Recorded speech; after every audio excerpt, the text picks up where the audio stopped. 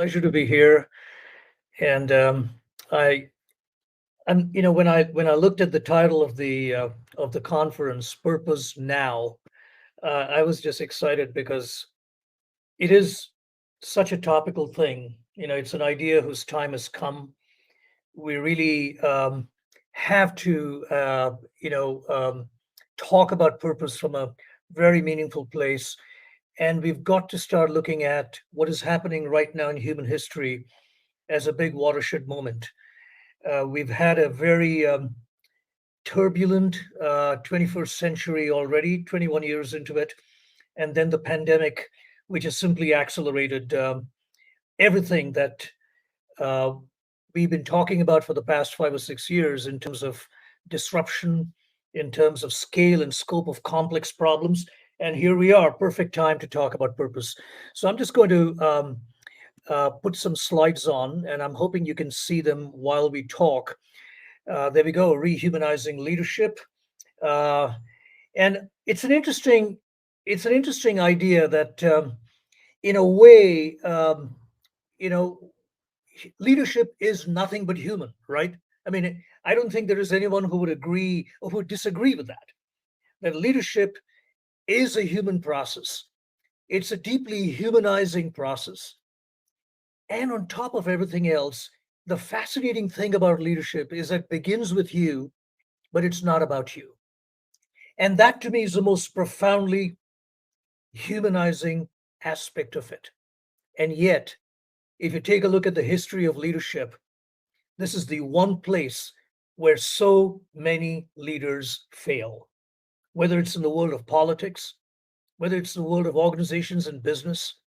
This is the one place where they fail because it becomes about them. And so when I talk about rehumanizing leadership, it's really about not just about bringing the human back into the equation, but it's also about not making it about you. So there are two stories within this one story. But very quickly, why did we write this book? I still remember an anecdote that I want to very quickly tell you. When I sat down to write this book and we had come up with the title Rehumanizing Leadership, we were just looking around at the world, in our societies, in our organizations. We were concerned about what was happening to leadership. And so I sat down to write this book about 4 years ago. I still remember I was in Cambridge. It was a cold winter morning. I got up early, made my coffee, and I wrote down the term rehumanizing leadership on my search engine. And instantly it auto corrected that to dehumanizing leadership. And if I needed any more reasons to write this book, I'd found one. The problem with dehumanization is that we have normalized it for the last, what, more than 100 years. There are more searches for dehumanizing than for rehumanizing. I'm just taking a dramatic picture to share with you, but we've had a long history of dehumanization in politics and in organizations, in business organizations, where it has almost become the norm. And so that makes the case for talking about rehumanizing even more. Something else that has been around for the last 50, 60 years, it's what I call the myth of self-maximization, which means that we believe that ultimately human beings are selfish people and that everyone's out for himself or herself. And books like these and slogans like these, nice guys finish last, they've been around for a long time. And they do not represent the truth about what it means to be a human being, but we've normalized it. We've kind of accepted that that is the truth. Even when it comes to science, we talk about Charles Darwin, and we say he said survival of the fittest, right? Some of you will know this. The point is, Darwin never ever said that, right? This is one of those cultural myths that's been around for a long time.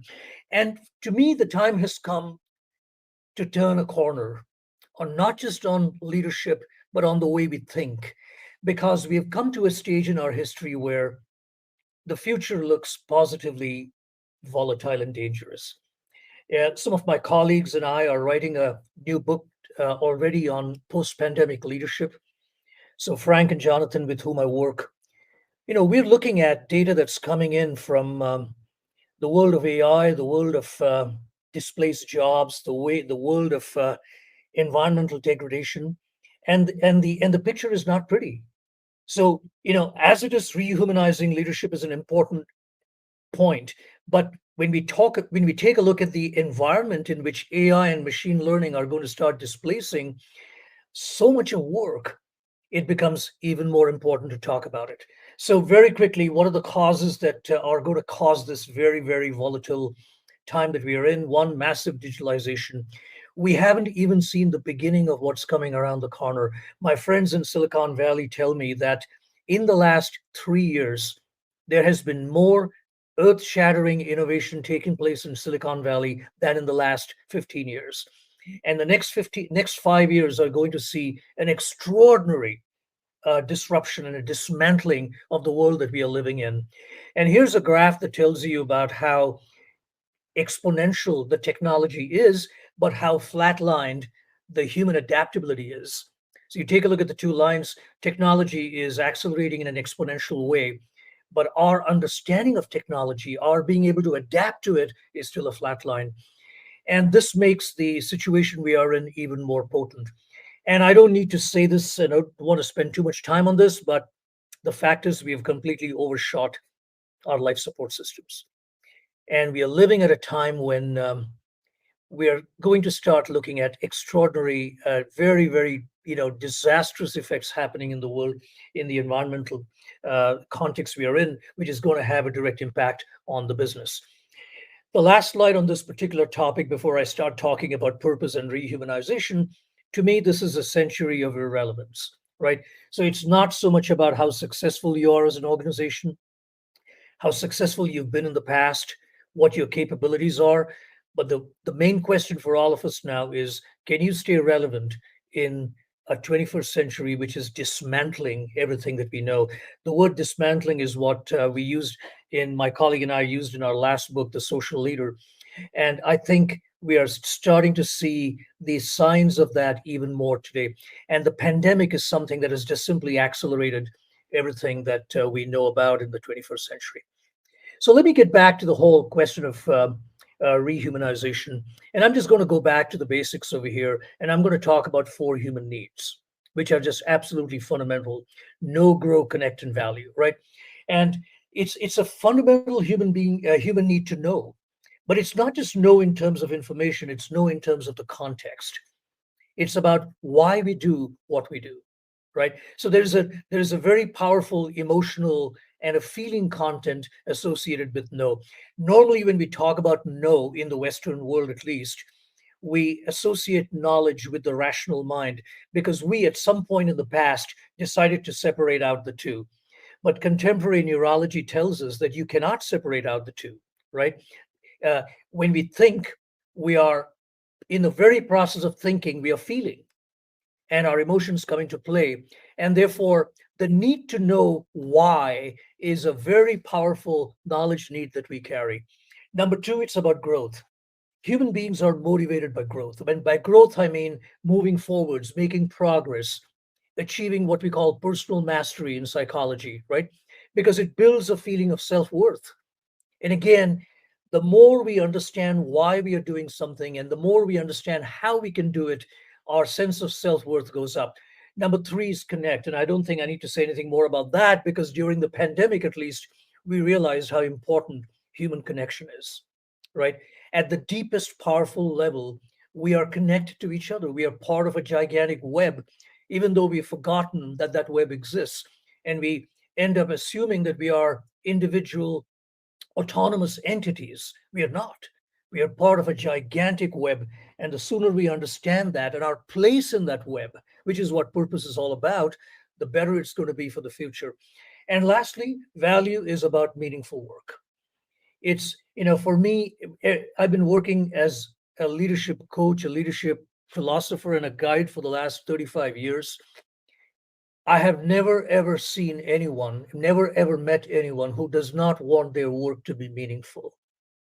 And yet, we construct organizations, we've created organizations and structures where the work itself is so devaluing and so dehumanizing. How difficult is it to put that back together. So I just want to play a very interesting experiment with you. Imagine that everybody has four contracts with the organization they work for. All right, four contracts, but only one of them is visible. The first one right at the bottom, which is the monetary. And what does a monetary contract say? I give increased performance to get more money. So it's clearly a transaction. But once you take that out of the equation, once you pay people enough, you've taken that topic off the table. Now you come to the other three contracts, and they are totally invisible. You don't sign them, but they are very, very important. The second one is a social contract, where someone says, I'm engaged because I feel a sense of belonging and community. I'm engaged. So you've gone up the value chain now, where the social contract is all about feeling engaged. But when you get to the growth and development contract, that's when you start seeing the quantum leap. Now it says, I give discretionary effort. I give discretionary effort because I learn, develop, and grow as a person. So now someone's prepared to go the extra mile. And lastly, when you get to the fourth contract, which is a value contract, that's where you get the works, right? And here it says, I commit. I commit because my work dignifies me. It makes me feel authentic and I can fulfill a higher purpose. And when I was putting this together, I decided to bring back the word dignity because we've forgotten what that means in so many of our organizations for a long time. The 20th century, to me and to the colleagues I've been working with, has been fundamentally a devaluing uh, century in many, many ways, right? And even the organizations that we built were, they, not all of them, but a majority of them ended up making people feel devalued as part of it.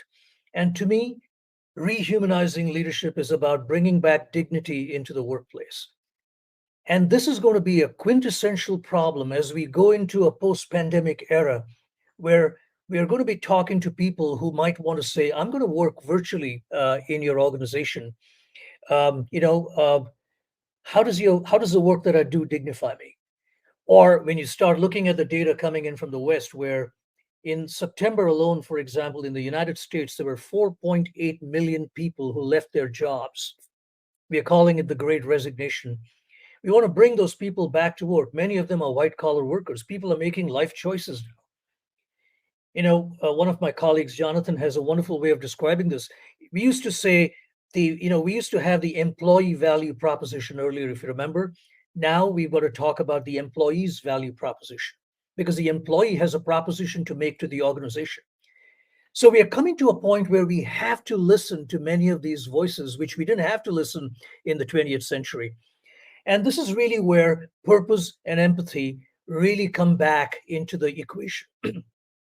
When we wrote this book, one of the things I did was I spoke to a bunch of neurologists and AI specialists around the world. And being at the University of Cambridge, um, I was able to get access to a lot of people who are in that field. People who are doing a lot of cutting edge research in these areas.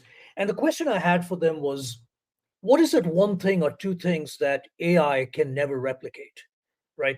Because my scientists tell me that intuition is something AI can do very quickly. So that's not a big deal. But what are some of the things that AI cannot do? And the answers I kept getting were exactly these two: a sense of purpose. No AI will ever have a sense of purpose. It's a uniquely human activity. And the other answer I got was empathy and compassion that comes after empathy. It's a uniquely human activity. And so we decided to call these the two vectors of our evolution, that we are the Homo sapiens we are uh, largely because of things like purpose and things like empathy. And interestingly, the 21st century is demanding that we bring them back into our organizations. And if you look at the book, there are plenty of stories about why empathy, for example, is not just the soft function that we think it to be, but it's a very, very important strategic function. It allows you to understand your environment, your market, your customers in a way that market analytics can never do, right? So when we are all operating in ambiguity, that's the important lesson, right? What the pandemic has taught us, that despite having all the access to information at our disposal, One of the biggest challenges we have going forwards into the 21st century is dealing with ambiguity, not knowing. And when you're faced with that possibility of not knowing, despite of the available information, what we've got to start relying on is new channels of gathering information, and empathy becomes a very powerful way of accessing information. So these are the two vectors of evolution. And when it comes to purpose, towards the end of my keynote, I just want to say I don't know whether we live in a universe in which there is purpose. I don't know. I hope there is, right? We all hope there is. But as a scientist, I cannot say with any certainty because there's no evidence to that. But the one thing I do know is that whether we live in a purposeful or purposeless universe, the fact of the matter is um, we need purpose in our lives. We need purpose in our organizations. And the more dismantling and disruptive the environment becomes, the more ambiguous our environment becomes, the more we need that purpose. And there's a very simple reason to it. I think that one of the most important leadership resources that we're going to require as we move forwards from here is attention. It is also going to become the most scarce resource that we have. And already you can look at what's happening to you and to the people around you. We are basically on attention deficit. The amount of information screaming at you and streaming into you through your mobile phones, through all those devices, and through all the noise that's around is overwhelming. Now, unlike what a lot of people think, we don't wake up in the morning with unlimited attention. We wake up with a very limited amount of attention. And how we use that attention and how we build attention during the day is going to determine how much attention you got left behind at the end of the day. And here's one thing that preserves attention, not just preserves it, but actually builds it. And that's purpose. Working from a place of purpose actually begins to conserve your attention and builds it. Working from a place of empathy does the same thing. And I think towards the end of my presentation with you, I just want to go back and say one of the things I want to talk about is what I call a beginner's mindset, right? I have the slide somewhere here, but I just talk about it because I'm running out of time. The beginner's mindset is something that I think we'll have to deploy more and more of in the 21st century. And to me, that's part of rehumanizing leadership. I've got 5 components in that beginner's mindset. Number 1, generosity. We've got to learn to become a lot more generous than we are. Generous with our time, generous with our attention, generous with our energy, generous with just giving of who we are, because that ultimately is what leadership is. Leadership is not about us, it starts with us. I go back to that, what I said a little earlier. So, number 1, generosity. Number 2, empathy. Empathy is powerful, but empathy is in short supply. So we've got to make sure we exercise that muscle even more. Number 3 is curiosity, right? Curiosity is that one thing that we all carry as human beings, but we don't use it that often. Our brains have got an autopilot, switching off mechanism. So every time we are stressed or every time we are busy, it switches off the curiosity function because curiosity takes energy, right? We got to learn to bring that back. Number 4, humility. In all this, in all the work that we're going to be doing in the future, in all the stress and strain of leading in a post-pandemic world, we have to stay humble. And that's one of the ways by which we increase our powers of attention that we're going to require. And the last one is openness. However difficult the century looks like, we've got to stay open to possibility. And that's where I'd like to end. I want to quote a wonderful woman called Hannah Arendt, who one of the great German poets and philosophers and writers of our time. She said, "I dwell in possibility." And I'd say it's a very inspiring place for me to end. Let's all dwell in possibility and make the world a better place than the one we found and leave one for the next generations. Thank you very much, all of you.